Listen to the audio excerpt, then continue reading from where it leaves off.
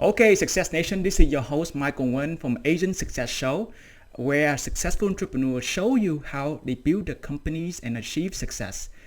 I'm so thrilled to have a very special guest today. That is Philip Maung. He's a founder and CEO of Hissho Sushi, which train chefs in the art of rolling sushis and placing them in locations throughout the countries, in grocery store, restaurants, and hospitals.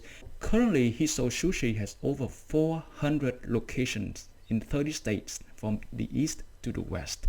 Hissho Sushi has won many awards from Inc. 5,000 fastest growing companies in America, fourth year in a row.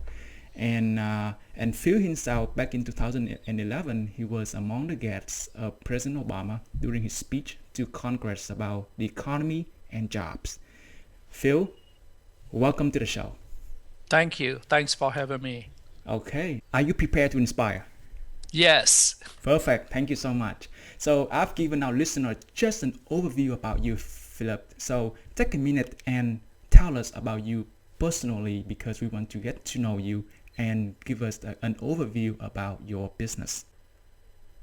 In Burma, and from Chinese parent, and we have about six total brother and sister, and we were so poor family. So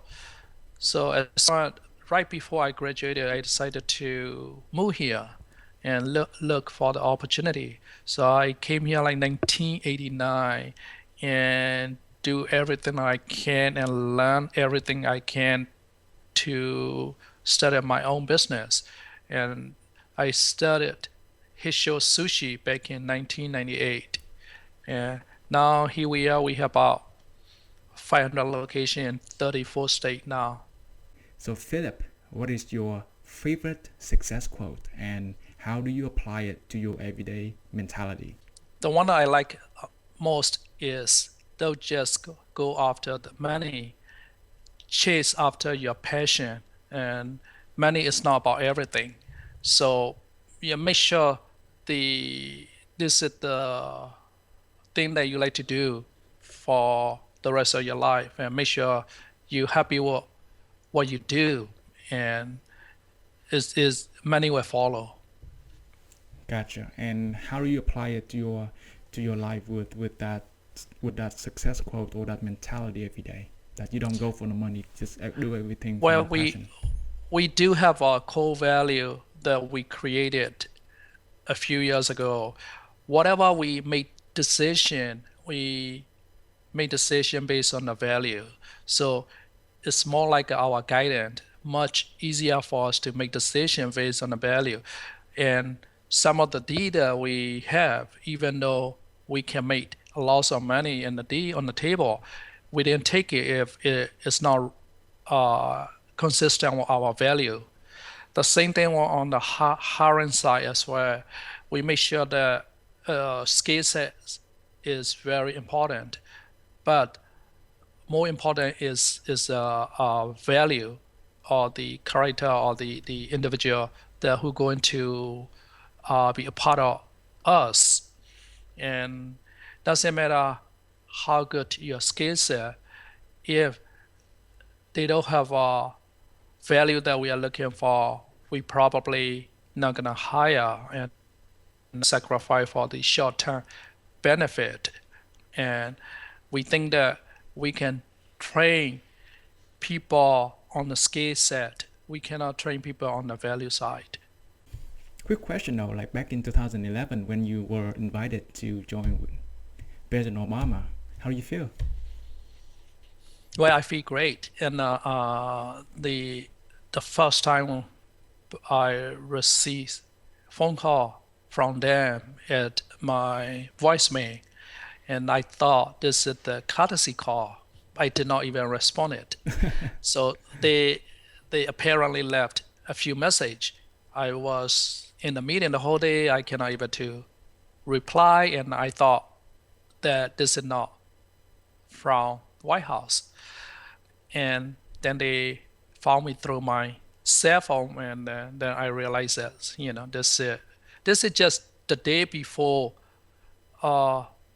the event and at the last minute, and is everything is, I talked to my team. The first time I received a phone call to my cell phone, and I shared the news on my team. I was in a meeting, and they are saying that BS, give me a break. So I said, serious. So it's one of these days, and you are really, really happy moment. You cannot really get that type of moment every day. So how does it mean to you as an immigrant? You went here with with no resources, no connection, and now you was invited to the biggest event in your life. What does it mean to you? Well, it's meant a lot, not just to me and for the new immigrant, that if you work hard and if you follow your passion, and you know people start noticing you. It's good that people start seeing us.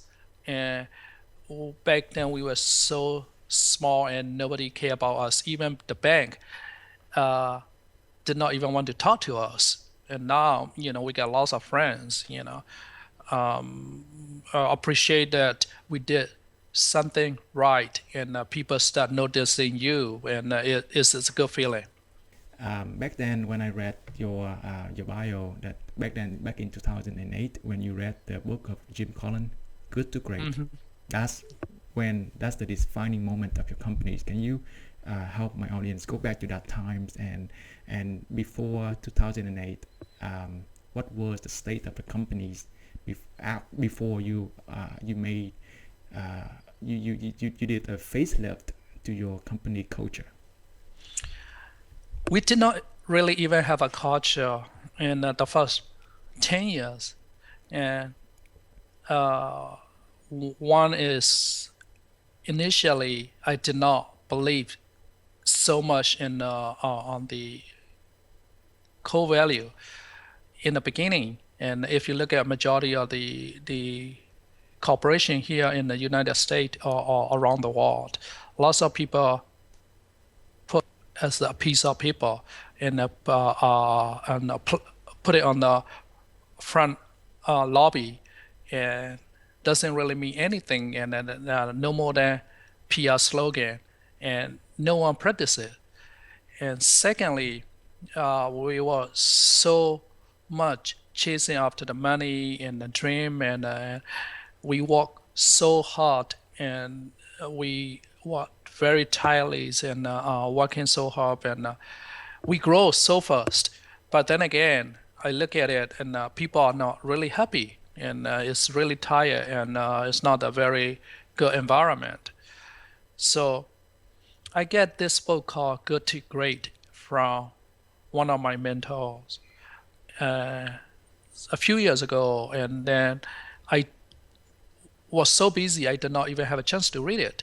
Then back in 2009, I have a chance to pick up the book and read it, and some of the paragraph just strike on my head, and saying that there's a difference between good and great. Is a great company have the purpose and great cause and meaning, compared to good company just purely chasing after being number one or try to make lots of money, but they are not great company.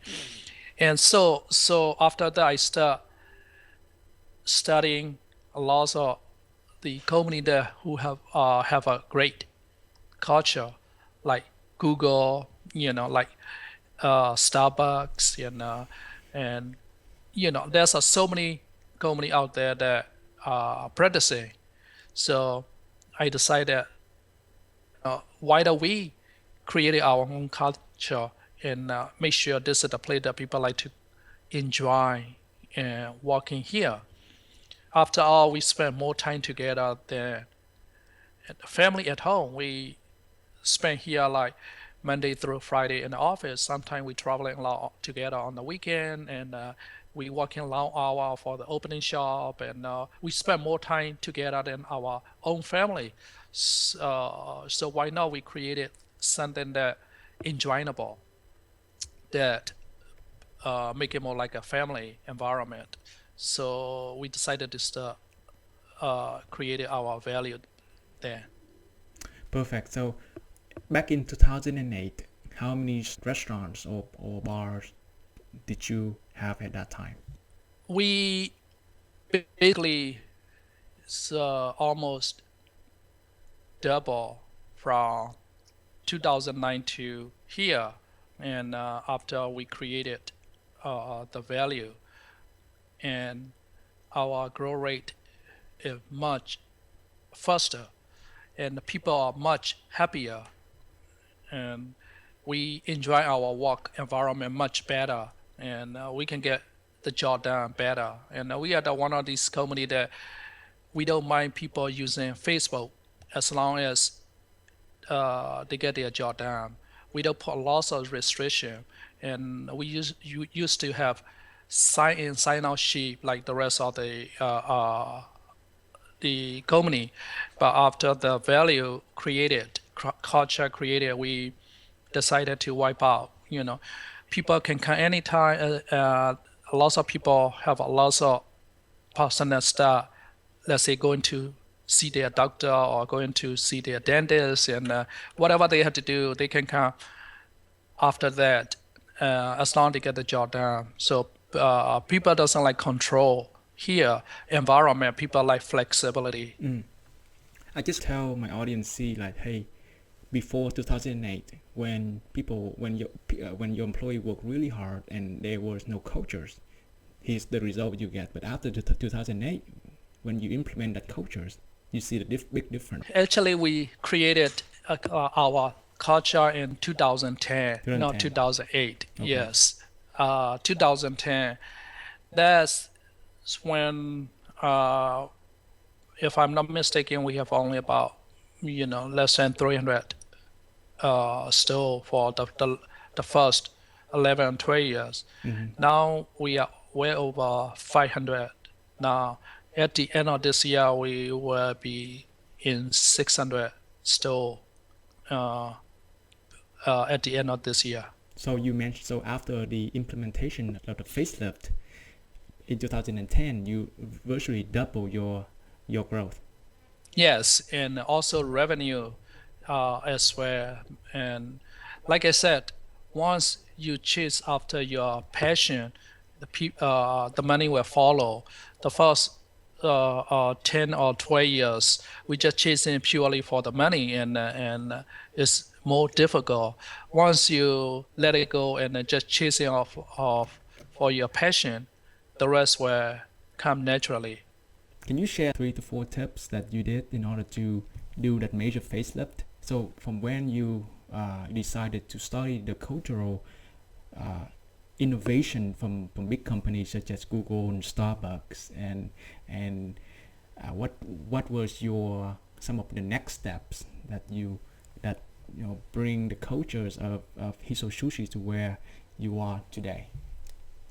Well, the first thing that I moved out to I used to have a corner suite and a separate office. The first thing I did was to move out to the cubicle and sit together with my team. I realized that people appreciate better. Previously, people did not even dare to knock my door. Now, I don't have any door, and people come to me freely and talk to me, and they feel more comfortable. And so I feel like how much idea that I've been missing all these years. This is the first thing that we did. And also we implement the proper HR department, which is very, very important for us right now. We used to have a manager make decision on the hiring and firing. Now the HR need to involve on the value side, and every new employee has to be interviewed by two sales interview. One is by the department manager for the purely for the skill set, and another one is HR for the purely for the core value, and make sure that these two align together before we make decision on hiring people. These are the some of the stuff, and also definitely we do a lot of crazy stuff. We have a karaoke night and movie night and happy hours, and we bring Zumba trainer, and we bring yoga. We have a yoga classes right now, and we got lots of thing happening and make people happy. I'm curious, because of the major change when you read just one book, Good to Great, and one sentence that you mentioned to me earlier, really resonating with you and motivated you to change. What's so powerful about that sentence or that thought that have so much power to push you to the change? Well, I've been looking to do something differently, but like I said, I was so tired and I wasn't really happy that time. Not that business is not growing. Business is growing so fast. Just the growing pain and all these long hour and burning out and hiring the wrong people, all these stuff, and so is one that sentence strike me, and there's something that we can do and to make thing completely different instead of just focus on financially. And why don't we just focus on our people benefit and the welfare and their well-being, and we start measuring our success, how well we can treat our people better instead of the bottom line that we look at in the Wall Street, and all they look at is every quarter, every month, how much profit you have. Financially, and in order to run a profit organization, definitely is important. But in order to sustain your the success, it's not all about the money. Now, when you start implemented some of the changes you mentioned to me earlier, such as move your cubicle, change to cubicle settings, and then when you sat with them, and you create some HR departments. For example, if I were one of your employees, you have been running your business, the way that really working hard, that no funds for the last 10 years. Yes. But then all of a sudden you made that change. Did you receive any sort of resistance or doubt from your employees? And how do you manage to overcome that? Well, majority have so embraced into the change, and we let a lot of our people involved in the process. A lot of companies are hiring outside consultant to create the value, but we decided not to hire outside consultant. We decided to do our own, and after all, no one know better than us what we want in the organization. So it is the key is let everybody involved in the process, so they be a part of the change. Instead, 1 or 2% make decision and tell them to change it. It won't happen. So it's let everybody involved and let them take ownership, and they become a part of it. Let me ask you a question. How do you guys come up with 11 core values for the first time? So when you gather your employees into a room and you guys, at the first attempt, create 11 core values, or No, it progress over times? yes, it is about 4 to 6 week process, and we had to meet again and again. The first time, so many people involved, and you can be sure that there was so many value that they like to see. Initially about 50, 60 Oh different wow. value. You definitely cannot follow all these. Then you narrow down and you focus which one the most important, and then vote for it, and then coming down to 11 set of values. One of the resistance that I've been hearing is that, hey, if I make my companies and let people have fun like you did. I saw a picture and you play ping pong with Hmm. employees. It's really fun, right? And Hmm. people think that, hey, I mean, I don't have the luxury to afford that because I need them to work. I need to make the bill. I need to find money for the bill. I need to find money for the rent and things like that. How how would you convince them or tell them in the right direction that, hey, this is the investment, not the cost?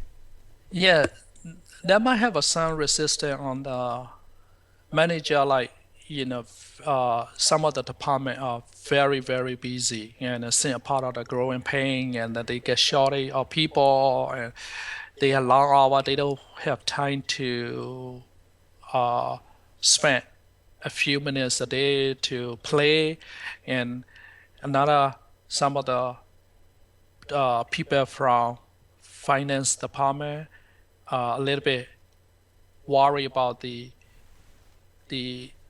all the finance that we plan to use to make people happy. In order to make it happen, is it, department manager think that we might lose a lot of productive time. So finance manager think that we spending so much money on the make people happy, and but I see like these are more like investment, and when people are much happier, then we can get job done, and we have a less turnover, and we don't have to waste a lot of time to retrain people. And every time you have a turnover, you have to uh, look for the new talent and retrain again, and it's more time consuming. And now, uh, all our manager realize that this is the best thing happen in the organization. So during the process of making the change, what worked and what did not work for you? Um, is once you have everybody involved and they become a part of it, they take ownership, it is come naturally. Uh, the that's initially it's not happening right away. It take time to get the message out, and to take time to implement it. Not just the message alone. You had to practice, and we openly tell everyone that this value is not just for the office or the work environment. This is something that you can do everyday life, and with your outside, yes, with your family, with your friends, and it's not just about in the work environment. And you have to show the leadership, and you had to do the we call it random or kindness. And sometimes I go out and I do something, and sometimes we share in a management meeting. Sometimes we don't even talk about the business. We talk about what did you do uh, to apply your core value in your daily life, and uh, did you help out other people? Did you help out your parents and all this stuff? And we slowly start changing. It's a process. What else can you see that you can do better as far as the company cultures? Well, there's a lot of things that we stay learning and growing.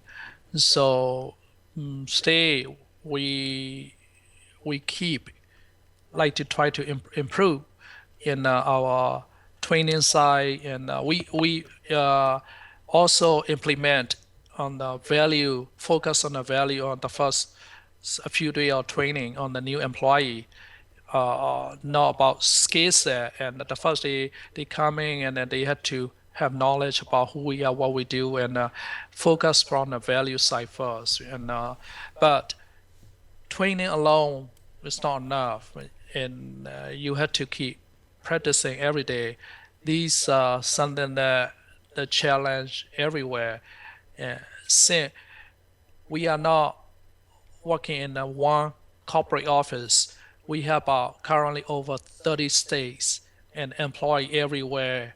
And how can we convince all these people? Some I never even really see these people that our manager on other states higher than, and so make sure that the people they buy into our value and then they practice it. There's the little bit type of challenge because we have a huge territory to cover. At the end of this year, we will be close to 40 states. It would be about 600 locations.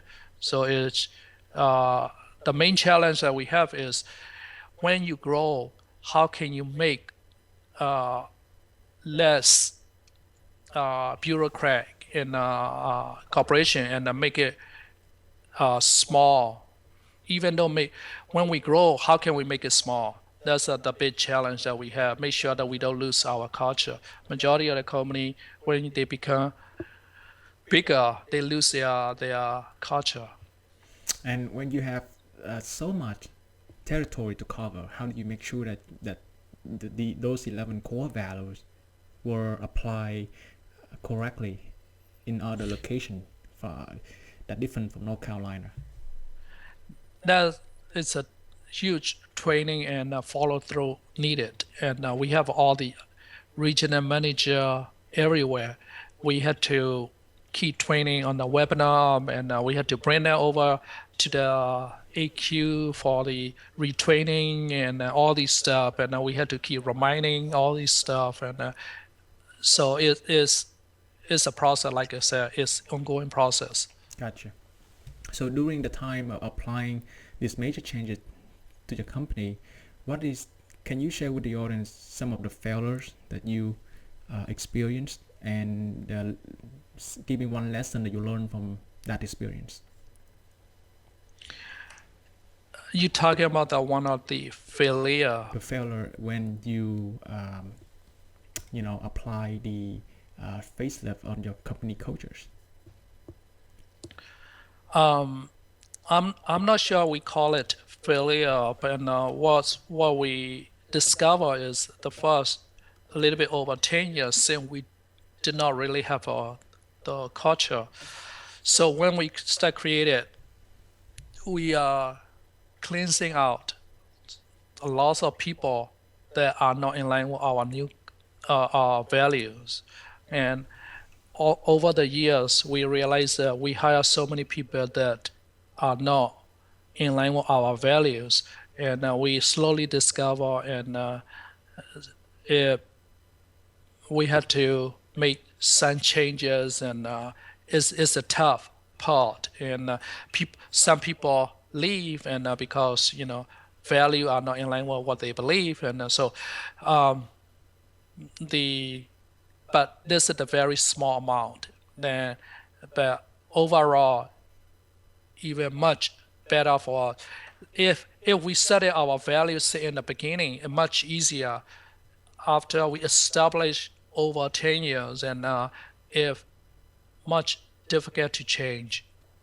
What is the number one thing that really exciting you about your business today?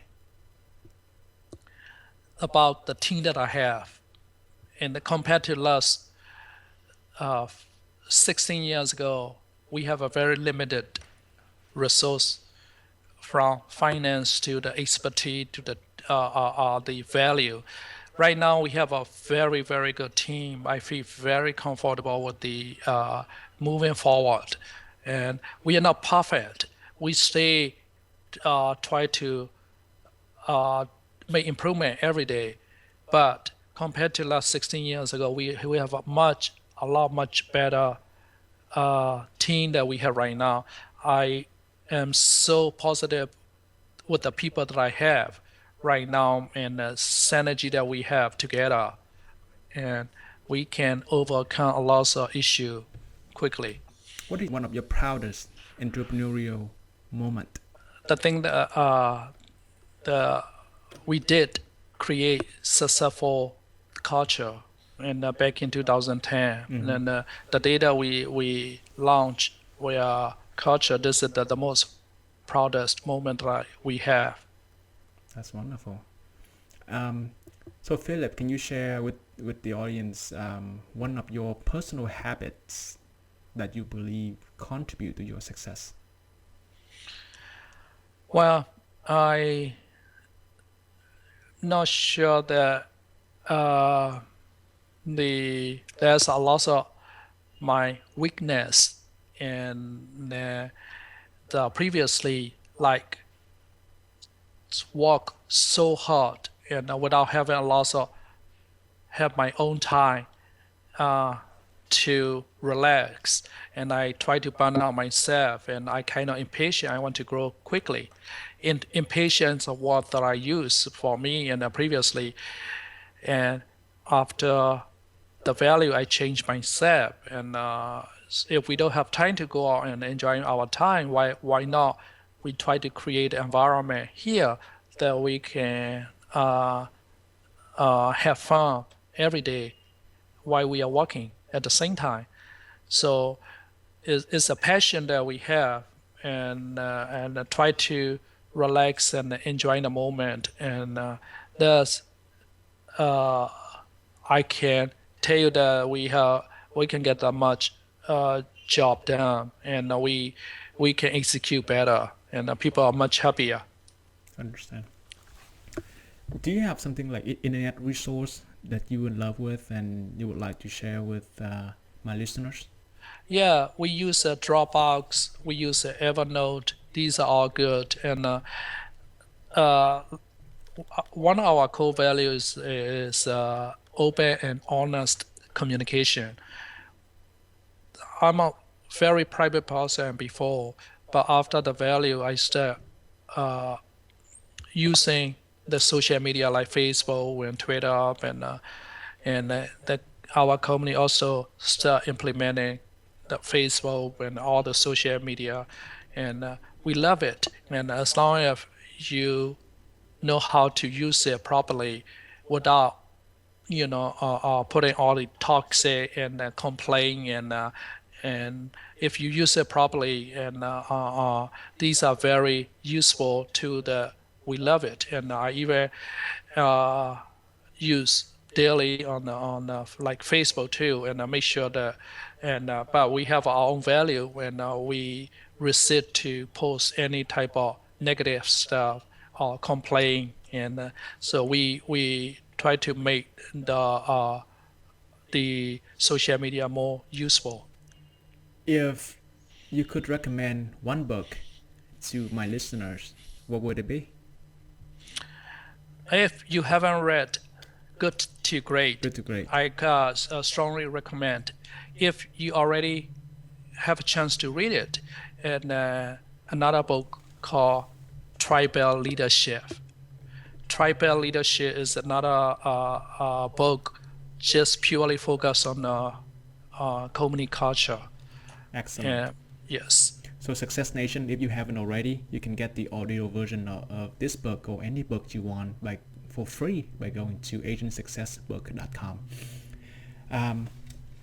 Philip, I really wish I had more time to chat with you, but since you have a time limitation, so I really enjoy listening to your stories and the transformational changes that you made at your companies as some of your proudest moments. Give Success Nation one parting piece of guidance and share the best way we can find you, and then we say goodbye. Well, like our value, open, honest communication, you can find me anywhere. And we started from our website, and contact us. You see my picture, you see my cell phone contact, and you see my email.